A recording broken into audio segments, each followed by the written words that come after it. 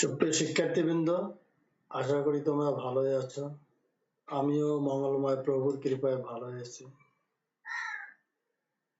আজকে ক্লাসে সবাইকে স্বাগতম। আমরা আজকে ক্রয় বিক্রয় ব্যতীত লেনদেনের বাকি অংশটুকু নেব। আমি মোহিতলাল রায়, বাংলা স্কুল ও কলেজ রংপুর সহকারী অধ্যাপক হিসাব বিজ্ঞান। আমার mobile number, email number, YouTube channel. আজকে আমরা যে শিখবো, কি শিখবো সেটা দেখো। ক্রয় বিক্রয় সংক্রান্ত লেনদেনে আমরা আছি। আমরা বলছি লেনদেনগুলোকে আমরা দুই ভাগে ভাগ করেছি, একটা ক্রয় বিক্রয় সংক্রান্ত, একটা হলো ক্রয় বিক্রয় ব্যতীত। তা আমরা ক্রয় বিক্রয় সংক্রান্তে আছি। ক্রয় বিক্রয় সংক্রান্তে আমরা গত ক্লাসে 4 পর্যন্ত চলে গেছি। আগের ক্লাসে পণ্যের নাম দেওয়া থাকলে, তারপরে নগদ কথা, চেকের কথা, ধারে বা বাকিতে থাকলে 4 পর্যন্ত আসছি। এখন আমরা আজকে আসবো স্বীকৃতি বিলের কথা যদি প্রশ্নে দেওয়া থাকে আর কোনো শর্ত না থাকে এবং ফেরত। তার মানে আজকে আমাদের ক্রয় বিক্রয় সংক্রান্ত লেনদেনের পক্ষ নির্ণয় শেষ হয়ে যাবে। আচ্ছা, ভালো কথা, একটু মনোযোগ দিয়ে শোনো। আজ ক্রয় বিক্রয় সংক্রান্ত লেনদেনের পক্ষ নির্ণয়ের আমরা সূত্র দিচ্ছি। 5 নম্বর পয়েন্ট, 4 পর্যন্ত হয়ে গেছে। যদি লেনদেনে স্বীকৃতি বিলের কথা উল্লেখ থাকে, স্বীকৃতি বিলের কথা উল্লেখ থাকলে একটি পক্ষ হবে ক্রয় হিসাব বা বিক্রয় হিসাব চলতে আছে আমাদের আগে থেকে, অপর পক্ষ হবে ক্রয়ের সময় হবে প্রদেয় নোট বা প্রদেয় বিলও আমরা লিখতে পারবো, আর বিক্রয়ের সময় হবে বিক্রয় হিসাব বা প্রাপ্য নোট। প্রাপ্য নোটের আরেকটা নাম হলো প্রাপ্য বিল। প্রাপ্য নোট, প্রাপ্য বিল একই কথা। এখন আমাদের প্রশ্ন জাগতেছে মনে যে স্বীকৃতি বিলটা কি, সেটা আমরা এখানে ক্লিয়ার করাইছি। ধারে বা বাকিতে সম্পাদিত ক্রয় বিক্রয়ের লিখিত দলিলকে স্বীকৃতি বিল বলে। স্বীকৃতি বিল দুই প্রকার, প্রদেয় নোট বা প্রদেয় বিল ও প্রাপ্য নোট বা প্রাপ্য বিল। এখানে কথাটা হলো আমরা যদি বাকিতে নেই, তার কিন্তু লিখিত কোনো থাকে না, ডকুমেন্টস থাকে না যে বাকিতে নিলাম, যে কালকে টাকা দেবো কি আজকে টাকা দেবো, এর কোনো ডকুমেন্টস নাই। বাকিতে নেওয়া হলো মৌখিক। কিন্তু সেই বাকির লেনদেনটা বাকিতে নেওয়া হলো, সেটা যদি একটা লিখিত বিল মানে আকারে থাকে, লিখিত দলিলের মাধ্যমে থাকে, এবং উভয় পক্ষই যদি এটাতে সম্মতি হয়, একটা কন্ডিশন থাকে কতদিন পরে টাকাটা দেওয়া হবে, কাকে দেওয়া হবে, তাহলে সেটাকে বলা হবে স্বীকৃতি বিল। তার মানে ধারে বা বাকিতে ক্রয় বিক্রয়ের লিখিত দলিলটাকে বলবো আমরা স্বীকৃতি বিল। ওকে, আচ্ছা।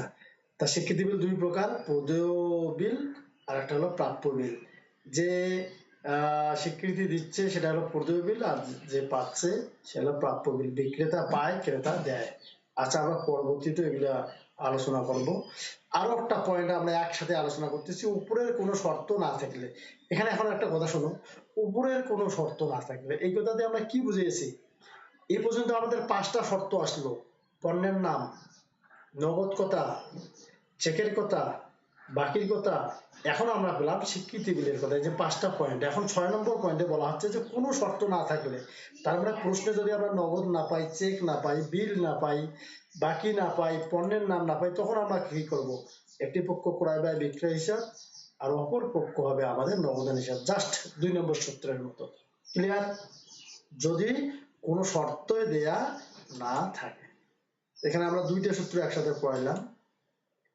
আচ্ছা, ভালো কথা।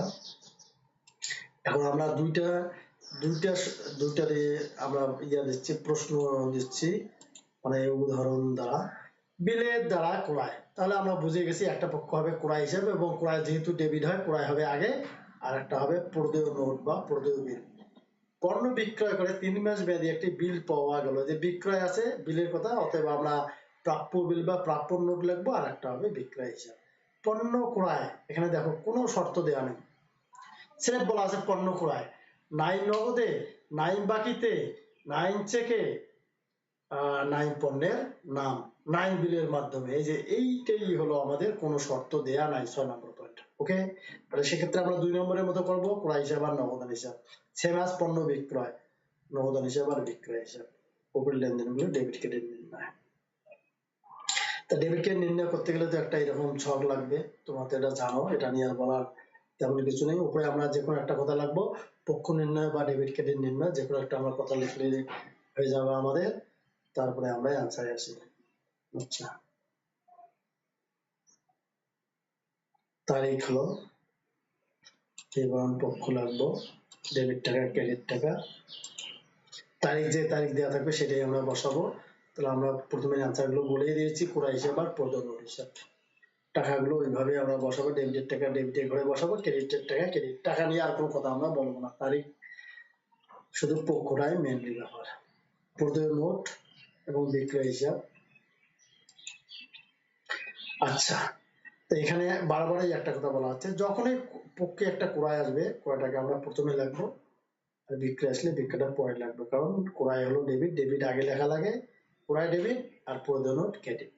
প্রাপ্য নোট ডেবিট, বিক্রয় ক্রেডিট। এখানে ডেবিট ক্রেডিট লেখার প্রয়োজন নেই, টাকাটা ডেবিট ওই লাইনে দেওয়া আছে, ডেবিটের সই ক্রেডিটের সই। আচ্ছা, জানুয়ারি 3 হলো কোনো ইয়ে দেওয়া ছিল না, শর্ত দেওয়া ছিল না, ক্রয় হিসাব নগদান হিসাব। 4 আমরা আসলাম, ওই ক্রয় নগদান হিসাব আর বিক্রয় হিসাব টাকা। ওকে, এখানে কোনো আলোচনা আছে নাই, দুটো সূত্র আমরা একসাথে খাটালাম। তাহলে এখানে হলো বিলের আলাপ আর কোনো শর্ত দেয়া না থাকলে। ওকে, আমরা 6টা পয়েন্ট পর্যন্ত আসলাম, এবং লাস্ট পয়েন্ট আমাদের হলো এখন ফেরত, এবং ক্রয় বিক্রয় সংক্রান্ত আমরা শেষ করতেছি। 7 নাম্বার পয়েন্ট, যদি লেনদেনে ফেরতের কথা উল্লেখ থাকে। ফেরত, ফেরত তো আমরা জানি, আমরা আগেও বলেছি, ফেরত হলো আমরা পণ্য কিনলাম, পণ্যটা খারাপ, তখন আমরা ফেরত দিলাম। আমরা এই যে স্কেলটা নিয়েছি, দেখা যাচ্ছে যে স্কেলটা ভালো না, পছন্দ আমার হচ্ছে না স্কেলটা, তখন আমরা স্কেলটা ফেরত দিলাম। এই যে আমি যে ফেরত দিলাম কেনার পরে, এটাকে বলা হবে ক্রয় ফেরত। আর বিক্রেতা যে ফেরত পেলো দোকানদার, সেটা হলো বিক্রয় ফেরত। তার মানে ফেরত হলো দুই ধরনের, একটা হলো ক্রয় ফেরত, একটা হলো বিক্রয় ফেরত। তাই একটি পক্ষ হবে ক্রয় ফেরত হিসাব, আর ক্রয় ফেরতের আরেকটা নাম আছে বহি ফেরত, আর বিক্রয় ফেরতের আরেকটা নাম হলো আন্তঃফেরত। অগ্রিম দেওয়াটা তো তোমরা এত বুঝতে পারতেছো, এক্ষেত্রে আর বোঝার অপেক্ষা রাখে না। ক্রয় ফেরতের সময় হবে প্রদেয় হিসাব বা পাওনাদার, আর বিক্রয় ফেরতের সময় অপর পক্ষ হবে প্রাপ্য হিসাব বা দেনাদার। এখানে একটা স্টার দিয়ে কথা বলা আছে, তবে লেনদেনে যদি নগদ ফেরতের কথা উল্লেখ থাকে বা উদ্দীপকের ধারে ক্রয় বিক্রয় না থাকে, সেক্ষেত্রে অপর পক্ষ হবে নগদান হিসাব। তাহলে আমরা সূত্রটা এখানে কি বললাম তোমাদের, যে একটি পক্ষ হবে ক্রয় হিসাব, ক্রয় ফেরত হিসাব, অপর পক্ষ হবে প্রদেয় হিসাব। আর যদি বিক্রয় ফেরত হয় তখন হবে বিক্রয় ফেরত হিসাব আর প্রাপ্য হিসাব। কিন্তু লেনদেনে যদি নগদ ফেরতের কথা দেওয়া থাকে, ডাইরেক্ট যদি প্রশ্নে নগদ লেখা থাকে যে নগদে পণ্য ফেরত দেওয়া হবে বা নগদে পণ্য নগদে বিক্রয়কৃত পণ্য ফেরত আসলো, এই যে নগদ কথা যদি ডাইরেক্ট থাকে, তখন এই যে অপর পক্ষের ক্ষেত্রে প্রদেয় আর প্রাপ্য হবে না, তখন হবে নগদান হিসাব। আচ্ছা, আমরা সূত্রটা ক্লিয়ার করে নাও। আমরা যাই আগে উদাহরণে যাই, তখন হবে এই যে পণ্য ফেরতের এক কাহিনীটা আমরা আবার দিলাম এখানে। পণ্য ফেরত দেয়া হলে তাকে ক্রয় ফেরত, পণ্য যদি আমরা ফেরত দেই সেটা হলো ক্রয় ফেরত, এবং পণ্য ফেরত পাওয়া গেলে বা ফেরত আসলে সেটাকে বলবো আমরা বিক্রয় ফেরত। ক্রয় সাধারণত ডেবিট হয়, বিক্রয় ক্রেডিট হয়, আমরা চলছে, আমরা প্রতিটা স্লাইডে দেখাচ্ছি। আর ফেরত হলে বিপরীত হবে, এটা আমি বলছিলাম যে পরবর্তীতে বলবো, ফেরত হলে বিপরীত। ক্রয় বিপরীত এই কারণে, দেখো ক্রয় যখন আমি করব তখন দোকানদারকে আমি টাকা দিব, আর যখন পণ্য ফেরত দেবো দোকানদারে ফিরে আমাকে টাকা দিবে, সেই জন্য ফেরতের ঘটনাটা হলো বিপরীত। ফেরত হলে বিপরীত হবে, অর্থাৎ ক্রয় ফেরত ডেবিট হবে, ক্রেডিট হবে, আর বিক্রয় ফেরত ডেবিট হবে। এতক্ষণ যে আমরা যে লেনদেন গুলো যে লিখলাম, সেক্ষেত্রে আমরা কি করেছি, ক্রয়টাকে আগে লিখেছি, কারণ ক্রয় হলো ডেবিট আর বিক্রয় হলো ক্রেডিট, বিক্রয়টা পরে লিখেছি, তার মানে ক্রেডিটটা পরে লিখেছি। এখন কিন্তু ফেরতের সময় ক্রয় ফেরত যখন এই যে পক্ষে আসবে ক্রয় ফেরত, ক্রয় ফেরতটাকে আমরা ক্রেডিট করব, মানে পরে লাগবো, আর বিক্রয় ফেরতটাকে আমরা ডেবিট করব। এই কথাটা এখানে বোঝানো হয়েছে।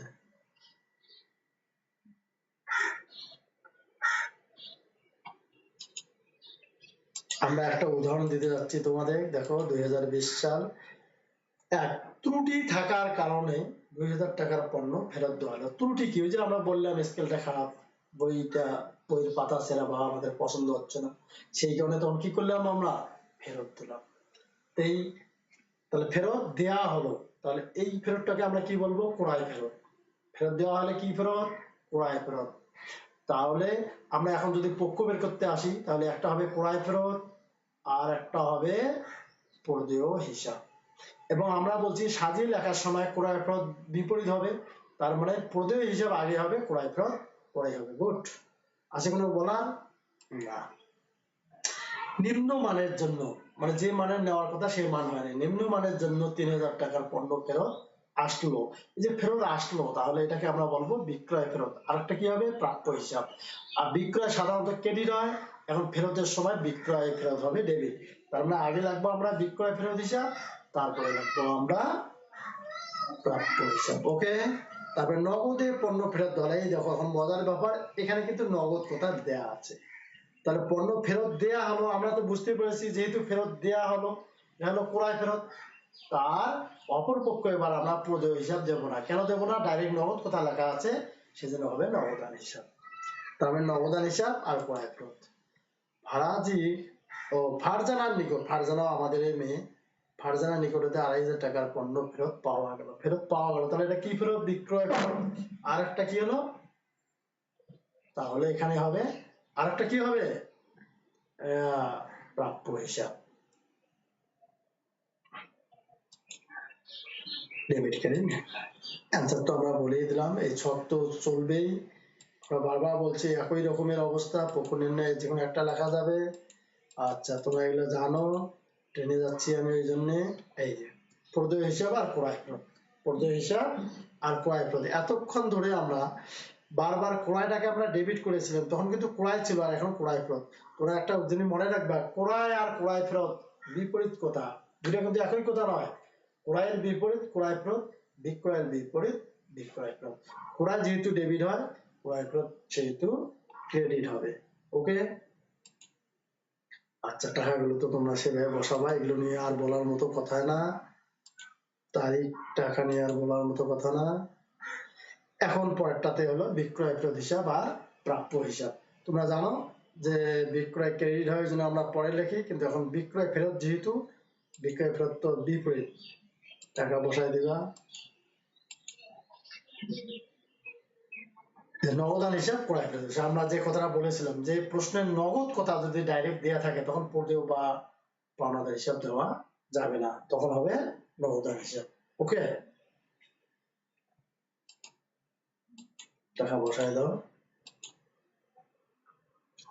বিক্রয় প্রদান প্রাপ্য হিসাব, এখানে ডাইরেক্ট নগদ কথা নাই, ফেরতে নগদ কথা বলা নাই, যার জন্য হবে বিক্রয় প্রদান প্রাপ্য হিসাব। এই ছিল আমাদের। এখানে টাকাটা দিয়ে দেই, টাকাটা দেই, এখানে টাকা ডেবিটের ঘরে ডেবিটের টাকা, ক্রেডিটের ঘরে ক্রেডিটের টাকা, একই টাকা দিয়ে দিই। ওকে,